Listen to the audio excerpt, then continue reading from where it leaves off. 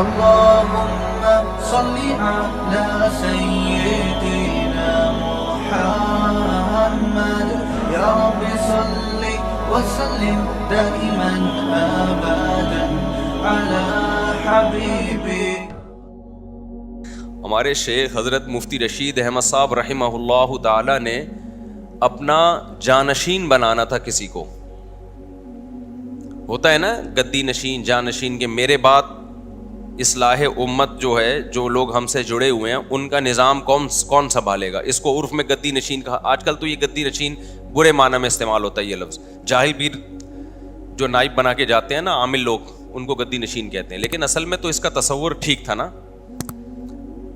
جیسے عبداللہ بن مسعود کے گدی نشین علقمہ تھے, علقمہ کے گدی نشین ابراہیم نخعی تھے, ان کے حماد الکوفی تھے, ان کے امام حنیفہ تھے. تو یہ علمی گدی ہو گئی. ایک ہوتی ہے روحانی گدی, کہ کوئی بزرگ ہیں جن کو سے اللہ ہدایت کا کام لے رہا ہے, بہت سے لوگوں کی اصلاح ہو رہی ہے. ان کو یہ ہوتا ہے کہ میں دنیا سے چلا گیا تو میرا یہ نظام سنبھالے گا کون, تو وہ کسی کو اپنا نائب بناتے ہیں. تو ہمارے شیخ حضرت مفتی رشید احمد صاحب رحمہ اللہ تعالیٰ کو خیال ہوتا تھا کہ میں اپنا نائب تو کسی کو بناؤں, سارے کام اس کے حوالے کروں. اب میں بڑھاپے کی طرف جا رہا ہوں تو کون نائب ہو. تو حضرت فرماتے ہیں میں نے بہت تلاش کیا علماء میں, صلحاء میں, نیک لوگوں میں, کسی کو اپنا جانشین بناؤں. بہت آزمایا. خیال ہوتا تھا بھائی یہ بندہ اس قابل ہے کہ اس کو اپنا جانشین بنایا جائے. اس کو پرکھتے تھے بہت, اور پھر ان کا معیار بہت اونچا تھا. فرماتے پھر ایک شعر پڑھتے تھے جس کا مفہوم یہ, کئی سال ہو گئے نا, 10-15 سال. پھر کہتے تھے کہ انسان کا بچہ تلاش کرنا بہت, یہ ان کی رائے تھی, بہت مشکل ہے, بہت مشکل. آپ یہ نہ سمجھیں کہ یہ باقی سارے معاذ اللہ گدھے کے بچے ہیں. میرے بیان کو لوگ الٹا بھی لے جاتے ہیں نا, کہ اس کا مطلب یہ سارے کیا بیٹھے ہوئے ہیں. اصل میں ان کا معیار انسانیت کا بہت بولو اونچا تھا. جیسے ایک مسٹر کراچی ہوگا تو اس کی جو صحت ہے اس کا معیار کیا ہوگا, بہت اونچا ہوگا. اور ایک نارمل آدمی کی صحت کا معیار اتنا ہے, بس لپڈ پروفائل کا جو ٹیسٹ ہے وہ کیا ہو, وہ کلیئر آ جائے. تو ہر آدمی کا معیار دوسرے سے مختلف ہوتا ہے. تو ہمارے حضرت کا معیار, کیونکہ خود بہت پرہیزگار تھے, تو معیار ان کا ایسے ہی اونچا تھا. تو وہ فرمایا کرتے تھے کہ آپ چراغ لے کے تلاش کرو گے نا. ان کے تجربے کے بعد انہوں نے کہا انسان کا بچہ ملنا بہت مشکل. کوئی نیک ہوتا ہے اوپر سے فارغ ہوتا ہے, کوئی نیک ہوتا ہے مگر ادھر سے کیا ہوتا ہے, فارغ. کوئی ادھر سے بھی ذہین ہوتا ہے, نیک بھی ہوتا ہے, لیکن وہ اپنے آپ کو عقل کل سمجھنا شروع کر دیتا ہے. وہ حقیقت میں ذہین ہوتا نہیں ہے. یاد رکھو, جو بھی ذہین آدمی ہوگا نا وہ اپنے آپ کو عقل کل کبھی بھی نہیں سمجھے گا. دنیا میں ہمیشہ بے وقوف لوگ اپنے آپ کو بہت عقل مند سمجھتے ہیں. یہ بے وقوفوں کا کام ہے. تکبر اور خود پسندی یہ بے وقوفوں کی بیماریاں ہیں, یہ عقل مندوں کی بیماریاں نہیں ہیں. تکبر ہوتا ہے نا, پیسہ آ گیا ایک دم اپنی اوقات بھول گیا, یا کسی سے کبھی مشورہ ہی نہیں لیتا, سمجھتا ہے کہ جو مجھے اللہ نے عقل دی ہے کسی اور کو نہیں دی ہے. اٹ مینس کہ یہ پرلے درجے کا احمق اور بے وقوف ہے. سمجھتے ہو کہ نہیں سمجھتے؟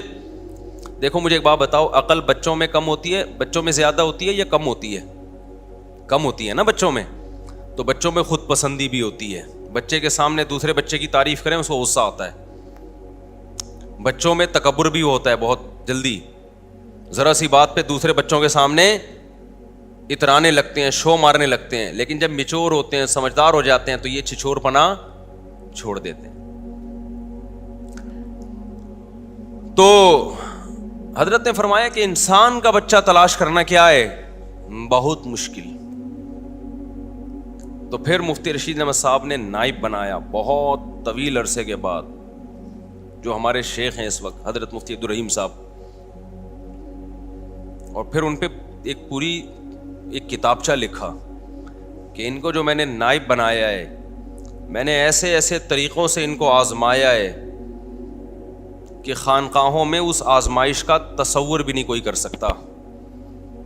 سمجھتے ہو کہ نہیں سمجھتے ہو؟ ایسے طریقوں سے ان کو آزمایا ہے.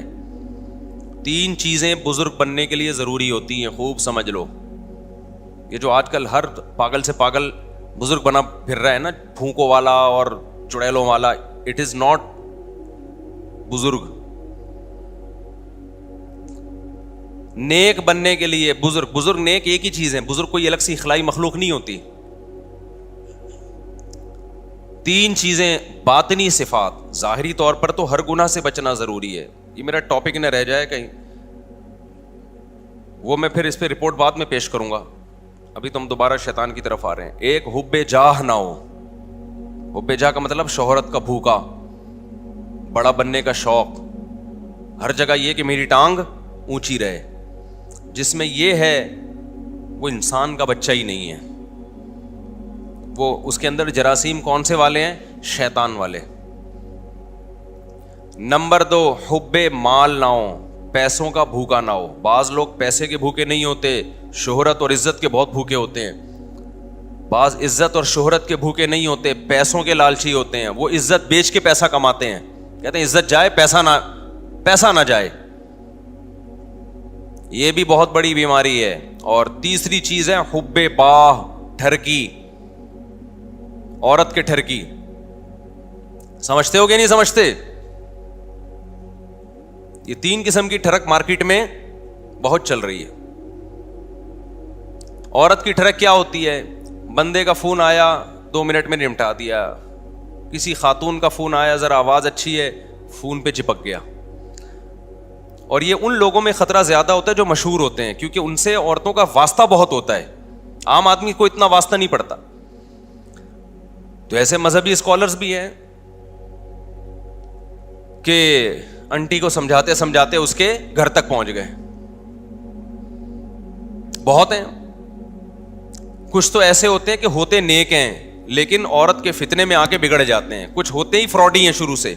بعض دفعہ بندہ نیک ہوتا ہے لیکن وہ عورت کے فتنے میں پڑ کے برباد کر دیتا ہے اپنے آپ. ایسے لوگ بھی ہیں. اور کچھ ہوتے ہی 2 نمبر ہیں شروع سے ہی. تو جو ان چیزوں سے بچ گیا تو تصوف کی اصطلاح میں کہا جاتا ہے کہ اس میں حب باہ بولو نہیں. ایک ہوتا ہے قوت باہ, ایک ہوتی ہے حب باہ. دونوں میں کیا ہے؟ ابے کیا ہو گیا؟ فرق ہے. قوت باہ تو مردانگی کو بولتے ہیں, وہ تو پیغمبروں میں بہت ہوتی ہے. ایک پیغمبر میں 40 مردوں کے برابر قوت ہوتی ہے. تو یہ تو مرد کی مردانگی ہے. ایک ہے حب باہ, ہوس. اندر کچھ بھی نہیں ہے, گٹکے کھا کھا کے تباہ ہو گیا ہے. ٹھڑک اتنی ہے کہ انٹی ایک گلی کے ایک کونے سے گھسے گی نا, تو جب تک اس کو دوسرے کونے سے نکال نہیں دیتا نظر نہیں جھکے گی اس کی. آپ دیکھ لو کراچی کے گٹکے والوں کو. صحت کا یہ عالم ہوگا کہ قمیض اتاریں تو پوری پسلیاں آپ گن سکتے ہیں باہر سے. ایکس رے رپورٹ کی ضرورت ہی نہیں ہے. الٹرا ساؤنڈ کے لیے کہ ڈاکٹر نے بولا ضرورت نہیں ہے, یہاں سے پتا نظر آ رہا ہے ہمیں. ٹھیک ہے نا. گٹکوں کا دیکھو, کوئی نیچرلی اگر کوئی لڑکا باریک ہے نا تو اس پہ طنز مت سمجھو, کیونکہ یہ تو اللہ کی بنائی ہوئی وہ ہے. کچھ باریک ہوتے ہیں, کچھ کیا ہوتے ہیں. میں تو گٹکا نہیں کھاتا تھا لیکن میں بہت باریک تھا. یہ تو میں 2013 میں تھوڑا سا موٹا ہوا ہوں. شادیوں کی برکت کہہ لو یا کیا کہہ لو, واللہ عالم. ان کو پتا ہے میں کتنا باریک سا ہوتا تھا. 2013 سے پہلے میری یہی پوزیشن تھی جو میں بیان کر رہا ہوں. لیکن وہ باریکی صحت کی کمزوری کی وجہ سے نہیں تھی, وہ نیچرلی دبلا پتلا. کیونکہ صحت تو پہلے اب سے زیادہ اچھی تھی اس وقت. ہم بھاگتے تھے, پکڑائی میں نہیں آتے تھے. تو پہلے زیادہ اچھی صحت تھی جب دبلے تھے. تو ایک دبلا یا ایک موٹا وہ ہوتا ہے جو نیچرلی اللہ نے کسی کو موٹا بنایا, کسی کو کیا بنایا. یعنی میں اتنا باریک تھا کہ جب میں نے دوسری شادی کی تو بڑے ہنگامے ہوئے خاندان میں. تو ہمارے استاذ نے پوچھا کہ تمہارا وزن کتنا ہے. مجھے یاد ہے میں نے کہا 50 کلو. انہوں نے کہا کام 90 کلو کا کیا تم نے. ویٹ تمہارا 50 کلو ہے اور کام تم نے کون سا کر لیا؟ 90 کلو والا کر لیا. جب میں نے دوسری کی تھی تو وہ بڑی بحثیں بہت چلتی تھی. ایک دفعہ میں بیٹھا ہوا تھا تو میری پنڈلی نظر آ رہی تھی بہت ہی باریک سی. ہمارے استاذ کی عادت تھی مزاح کرنے کی. انہوں نے کہا بھائی یہ پنڈلی نیچے کرو یار. باتیں 2 4 شادیوں کی چل رہی ہیں اور یہ پنڈلی جو ہے نا آپ کی یہ کہہ رہی ہے کہ نہیں بھائی یہ نہیں ہو سکتا. تو ایک تو باریک جو کوئی بائی نیچر ہو, لیکن جو گٹکوں والا باریک ہے نا, میں اس کی بات کر رہا ہوں. بعض لڑکے گٹکے کھا کھا کے, پان گٹکے سگریٹ, ہمارے ایک دوست سگریٹ صبح و شام پیتے تھے. ہم سوئمنگ پول گئے سوئمنگ کے لیے, 2002 یا 2003 کی بات ہوگی. اب ہم سوئمنگ کر رہے ہیں, وہ بیچارہ یہاں سے وہاں جائے تو اس کا سانس ہی پھول جائے, اور حالت بھی ایسی کہ باریک ہو گیا. تو پھر خود ہی کہتا ہے بھائی, میں نے کہا کہ یار اچھا شادی بہت کرتا تھا, شادی کرا دو مفتی صاحب, شادی کرا دو. پھر ایک دن خود ہی کہنے لگا, مفتی صاحب آج جو میں نے اپنا اسٹیمنا چیک کیا نا سوئمنگ میں, اپنے بارے میں کہہ رہا تھا, تو مجھے لگتا ہے دھواں ہی نکلے گا. سمجھ رہے, مجھے لگتا ہے اب کیا ہوگا, دھواں ہی نکلے گا. بیچارہ یہاں سے وہاں جاتا, اس کا سانس پھول جاتا. تو صحت کراچی کے جو گٹکے والے لڑکے ہیں ان کی یہ ہے, اور باتیں کون سی ہیں, 4 شادیوں کی. تو یہ صحت نہیں ہے, یہ جذبہ نہیں ہے, اٹ از کالڈ ٹھرک. اب میں اور کون سا مہذب لفظ استعمال کروں اس کے لیے, کیا خیال ہے بھائی, یہ کیا کہلاتا ہے؟ ایسے جیسے بھوک لگ نہیں رہی اور کھا 6 پراٹھے رہے, تو یہ ہوس ہے. ایک تو ہے نا شدید بھوک لگ رہی ہے, پوری دیکھ کھا گیا, یہ تو طاقت اور قوت کی بھائی, جگر اور میدا بہت مضبوط ہے بھائی, 1-2 پراٹھوں سے پیٹ ہی نہیں بھرتا. ایک ہے بھوک چکے گی نہیں ہے, کھاتا ایسے جیسے صدیوں کا بھوکا ہے. تو یہ اٹ از کالڈ, اب آپ لوگ بھی سیکھ جائیں نا, یہ کیا ہے, یہ ٹھرک ہے, یہ صحت نہیں ہے.